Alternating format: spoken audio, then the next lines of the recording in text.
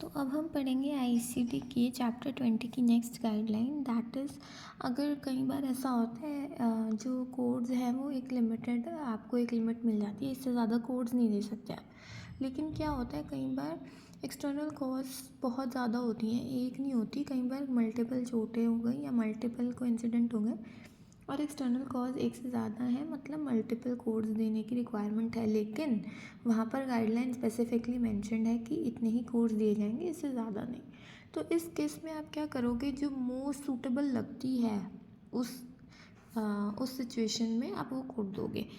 Next है multiple external cause code according की guidelines. ठीक है, तो इसमें क्या होता है, कई बार मल्टीपल कॉजेज़ होते हैं। एक तो ये गाइडलाइन हो गई है ना जो मैंने अभी बताई, एक हो गया अगर चलो ये पाबंदी नहीं है, आप दे सकते हो मल्टीपल कोड्स। तो इस केस में फिर जब पाबंदी नहीं है तो आपने देने कैसे हैं फिर कोड्स को। देखो, सबसे पहले तो आपने मल्टीपल कोड्स आप दे सकते हो, मतलब अगर कई बार ऐसे होता है कि मल्टीपल कॉजेज़ की वजह से इंजरी हुई होती है, ठीक है, तो उस केस में आप दे सकते हो मल्टीपल कोड्स। लेकिन प्रायोरिटी कैसे दी जाएगी वो आप देखो।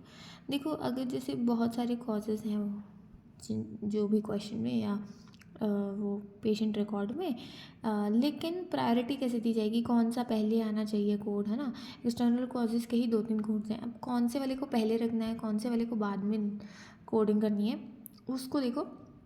तो हमेशा जब भी मेंशन्ड होगा चाइल्ड या एडल्ट अब्यूज़, तो उसको प्रायोरिटी दी जाएगी किसी और कोज से ज़्यादा।